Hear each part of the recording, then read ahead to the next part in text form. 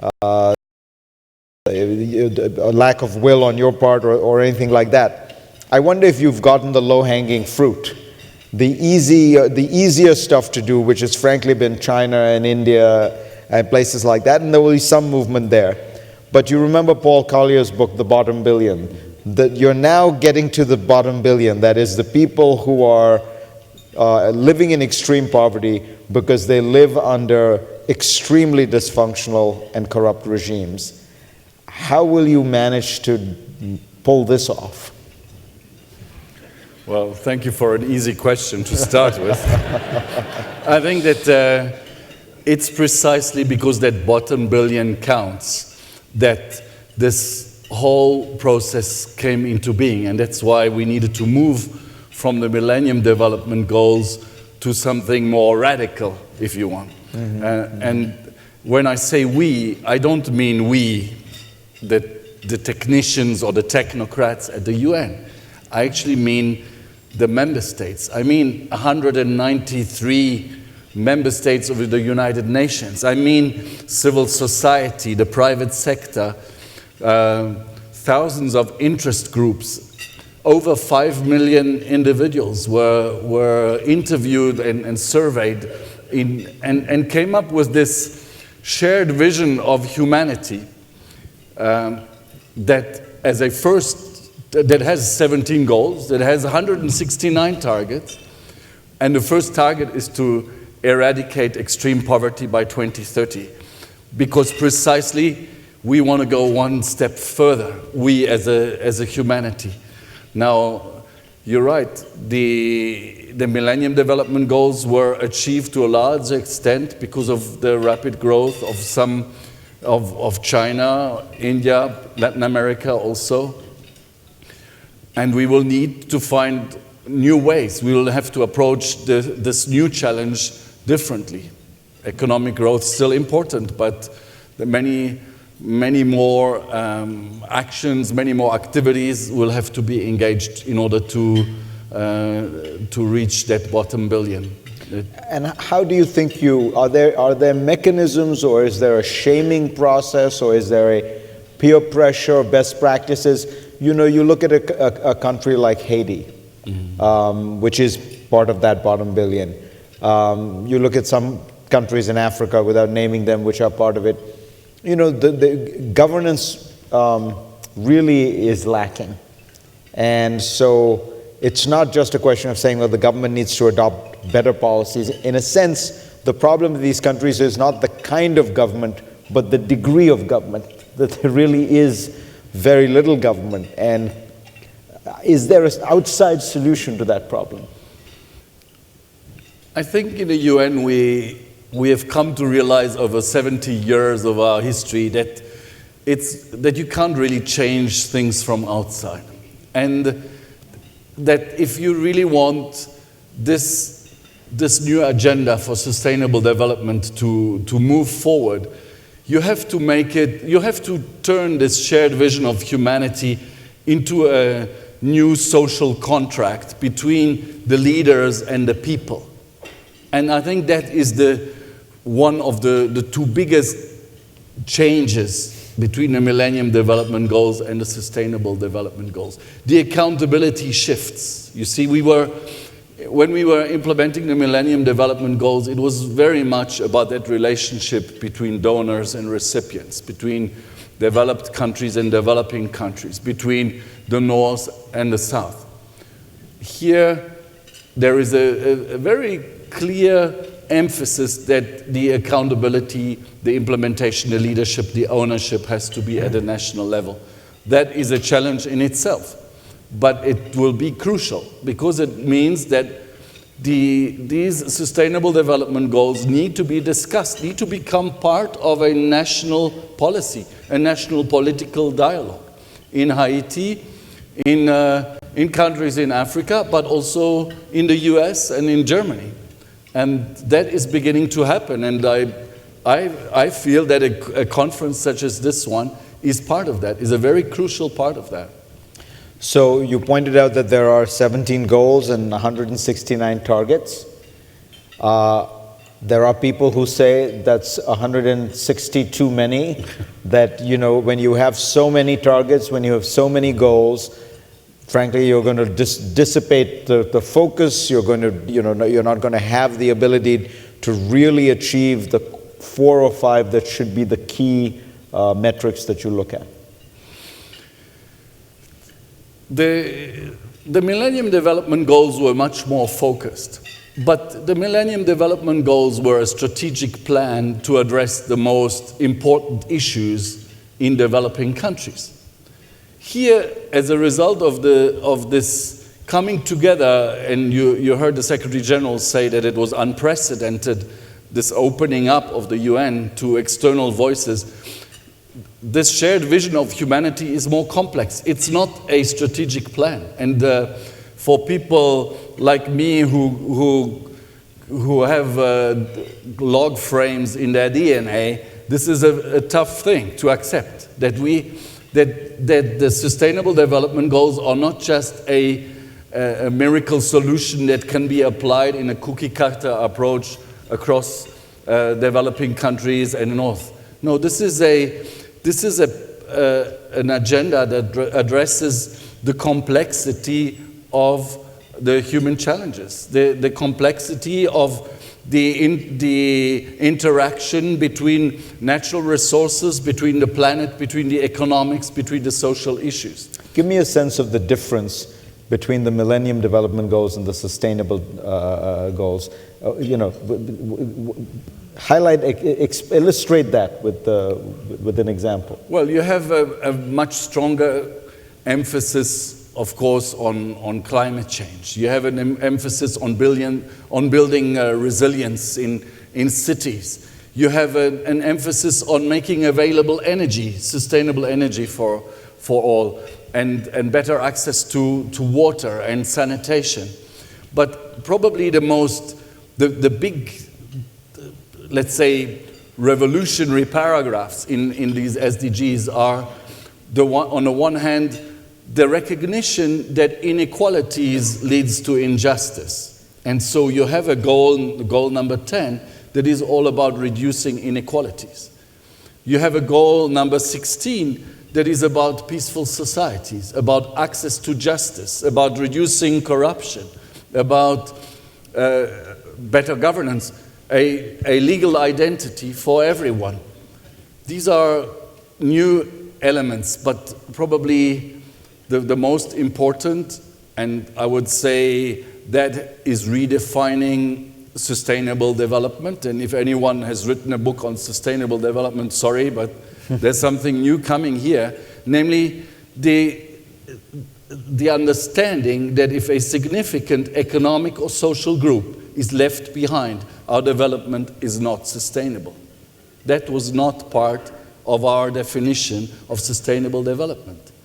And that was not part of the Millennium Development Goals. You see, going forward, we will not be able to hide behind averages anymore.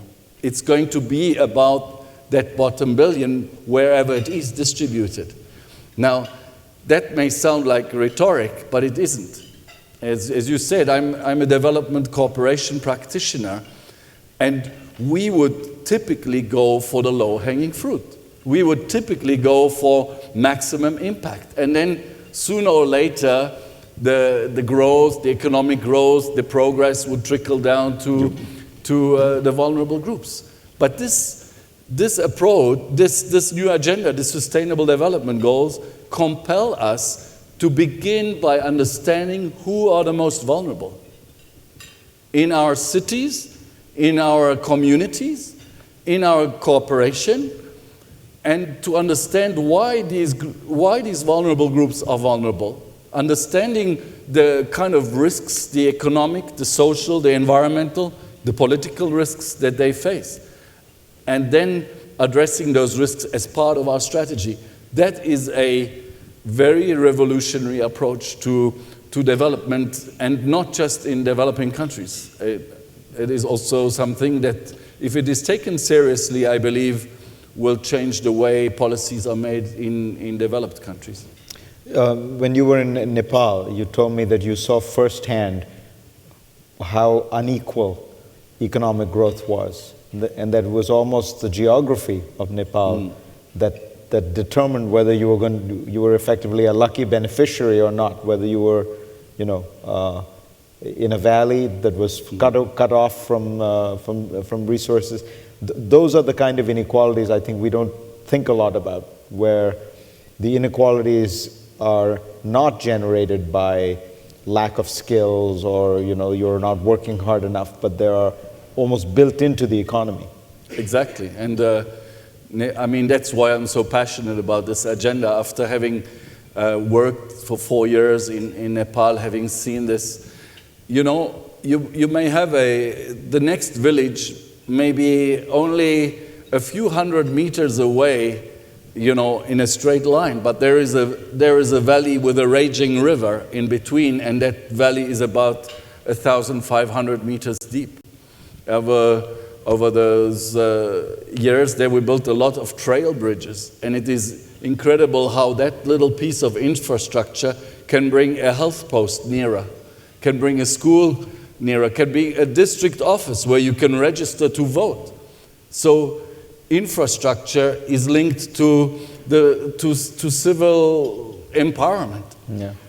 Infrastructure is linked to survival. This morning you started with a session about data.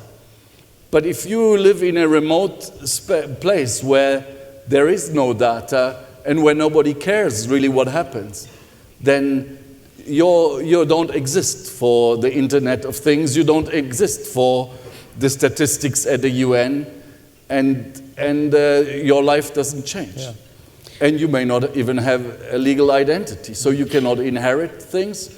Your driver's license, not that you need a driver's license in those valleys, but your school certificate, nothing is valid, because as a person you don't exist in an official world. I think about your example of Nepal, and I think about a book I read that talked about the natural advantages that the United States has had in building this extraordinary economy. We all tend to think in America it's because we're all geniuses and we're capitalists and we're entrepreneurs, and of course there's truth to that.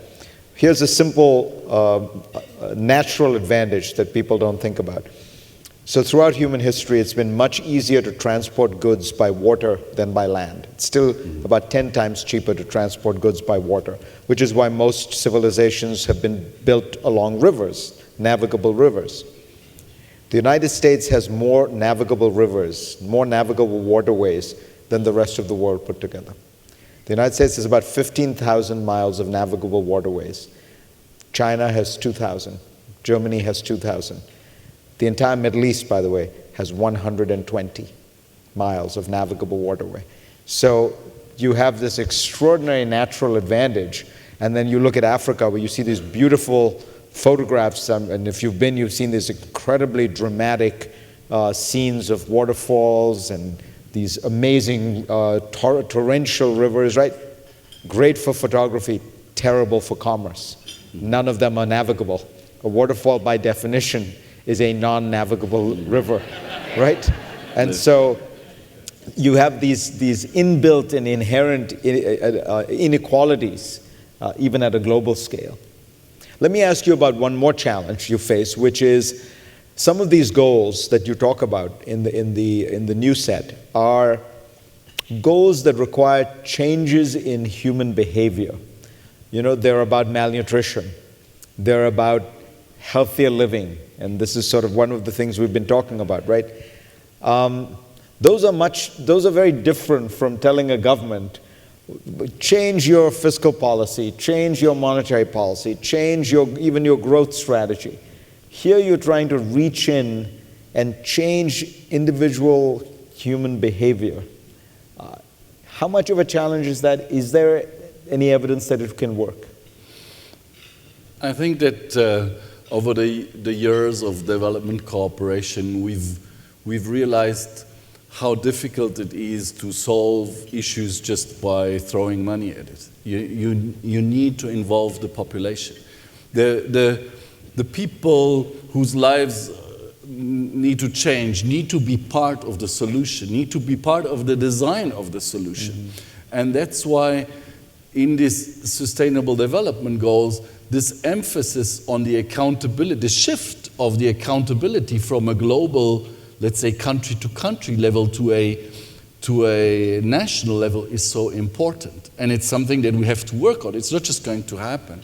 But at the same time, these sustainable development goals emphasize the integration of economic, social, and environmental dimensions, which just explains why these issues are never simple. You need to make, even I was talking about trail bridges just now. Trail bridge sounds like a pretty straightforward technical thing that you can add there between, two sides of a valley. But the trail bridge needs to be maintained. Mm-hmm. It needs to be checked. It needs to be, there are many issues around the trail bridge. I can give you a very concrete example. People don't have toilets in the village. So they go over the trail bridge and they urinate against rocks on the other side of the trail bridge that corrodes the cables. So the community, in order to discourage the people from doing that, they put an icon of a god there. It sounds funny, but it's something that would induce respect for this investment that the community has done. But then women who are pregnant or who have their period can no longer cross the river.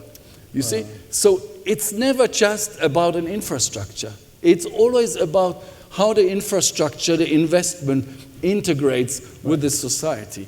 And in order to do that, you have to be there. You have to understand what's happening. You have to interface with that local population. And even the people in the cities, the governments, the authorities often don't understand some of the complexities of change at the local level.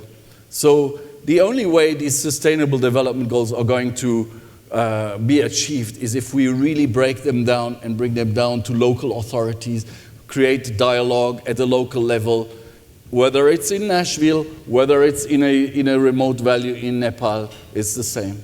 But we need to get it to that level of discussion.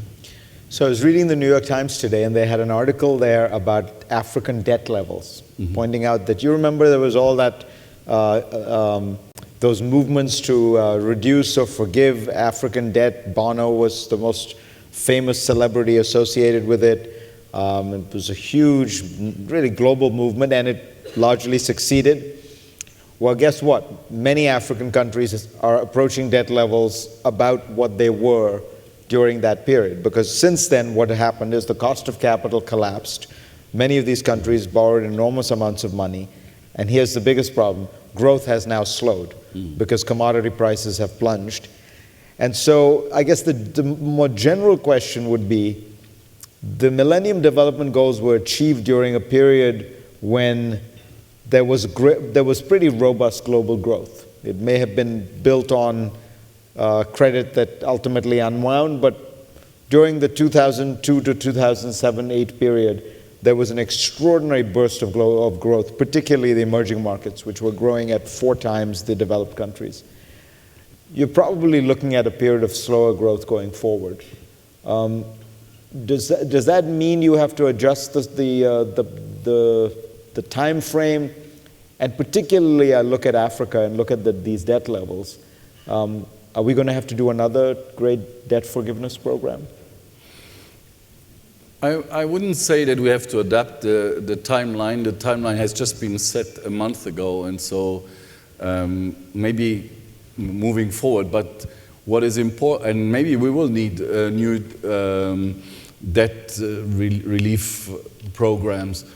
What is important, though, is to be much more creative about promoting investment at the national level, making sure also that there is no race to the bottom in terms of the fiscal conditions that foreign companies are working in these developing countries. Frequently, even though the growth happened, it didn't really bring about any fiscal revenue at the national level because companies were able to shift their profits. So we need to have better conditions, more predictable conditions for investment, better governance, which is also an important element of these sustainable development goals. And we need to make sure that this growth is more inclusive. Hence that goal that deals with inequality and that picks up, by the way, one of the World Bank's goals about monitoring the bottom 40% and trying to ensure that their income growth becomes higher than the national average. But that's not enough. You also need to make sure that policies lead to more inclusion, economic, social, political inclusion of marginalized groups. You need to put in place fiscal, wage, social policies that actually provide that kind of support, that kind of redistribution of wealth. How does, for this audience, how does health, nutrition, food play into these goals? They're critical, and that's why they are respectively the goal 2 and the goal 3, or the other way around. Goal 2 is on food and nutrition, and goal 3 on health, goal 4 on education. These 3 elements You're sure you didn't get them from Scott?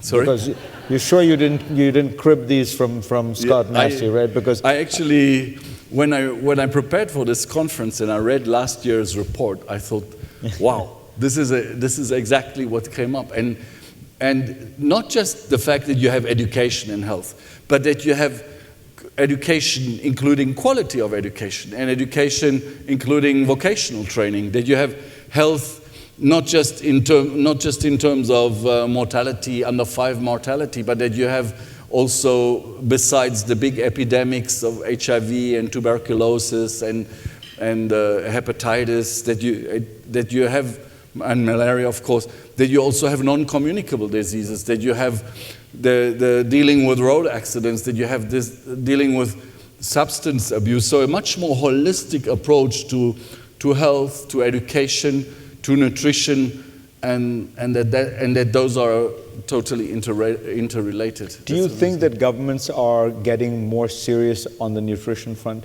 I mean, as you know, in the United States, we still face a lot of pushback whenever there is an effort to do this. Michelle Obama has been pushing this idea, yes. And every month you read about the fact that the school children are throwing the food in the garbage and things like that, which I think every parent knows this is a balance, a trade-off.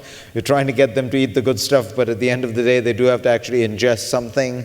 And so how do you're dealing with this on a global level, I deal with it in my kitchen. I think we like to be in denial about the limitation of the natural resources that we have. So it's not just about what we take into our bodies and makes our bodies sick. It's also how much and how sustainably we produce that food. And I know that is one of the important elements of the discussions here in this summit. It's about, and not just about food, it's about the value chains generally, the clothing that we wear, the products that we use, the cars that we use, and how the whole value chain works together, how much energy we waste. I believe that we are coming to a time where we have, as a humanity, we have to face the limitation of our natural resources. And if we don't accept it, the reality is just going to catch up with us more and more. And that reality can catch up with us either directly, because we have a whole half of the country that's dry for most of the year, and all of a sudden production cannot keep up. And after having stopped our sprinklers, we're all of a sudden getting messages that we need to shower less, and so it starts to touch our bodies, not just the lawns, but beyond that. These issues of sustainability are going to come and haunt us in other ways. And right now, the Secretary General spoke to us through a message because this morning he's in the Security Council on a conference on security, development, and violent conflict. And one of the messages he's bringing there is the one about the importance of addressing the root causes. The root causes of most of the violent conflicts are related to, of course, to the frustration, the alienation of young people who don't have work, but also the limitation of natural resources, this injustice that you spoke about just now, about some countries have it all and others just don't have it, and they happen to be landlocked. And so even issues such as fuel, access become a big issue.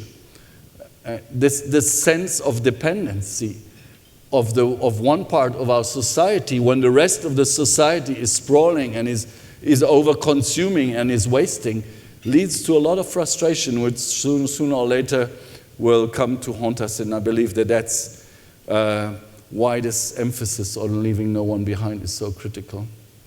That's a wonderful note for us to close on. Thank you so much, Thomas. Thank you, Fareed. Thanks. Scott and Remy, if you can come up. Scott and Remy have an announcement to make, and we...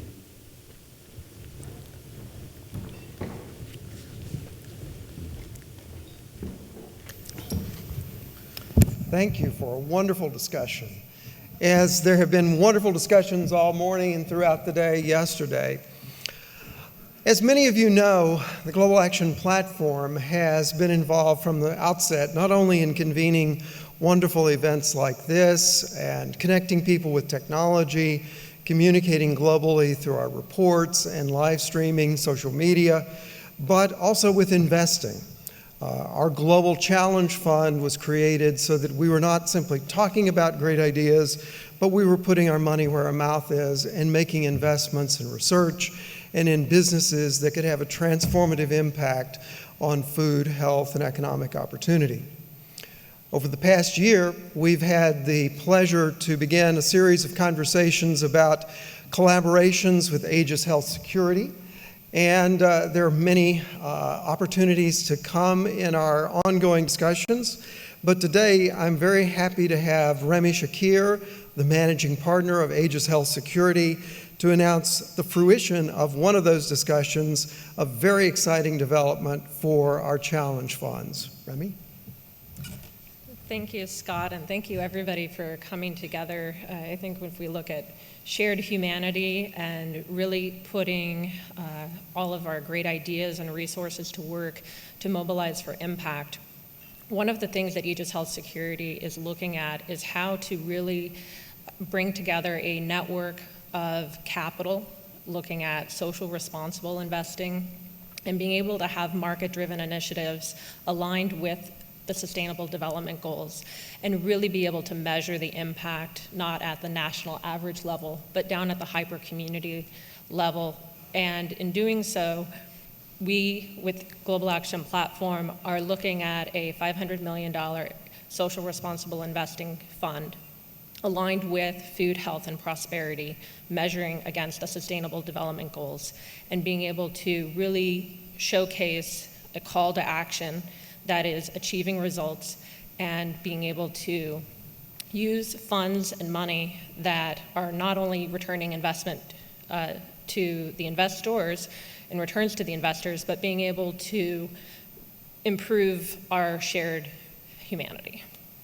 Thank you very much. We're so excited about this and look forward to working with the United Nations, the UN Foundation, and others to solicit and identify some incredible technologies and business opportunities. And I think now we also have another comment from the Secretary General. Ladies and gentlemen, congratulations to Aegis Analytics and the Global Action Platform for launching the $500 million Challenge Fund. Funds like this can help us reach the Sustainable Development Goals. So can investment and innovation. That is why we are mobilizing the creative energy of the private sector. We also value university business alliances like the Global Action Platform. Sustainable development demands responsible business practices that respect human rights and promote peace. I thank you for engaging on the global agenda, and I wish you continued success in your efforts to make a difference in leaving no one behind and building a future of dignity for all. Thank you.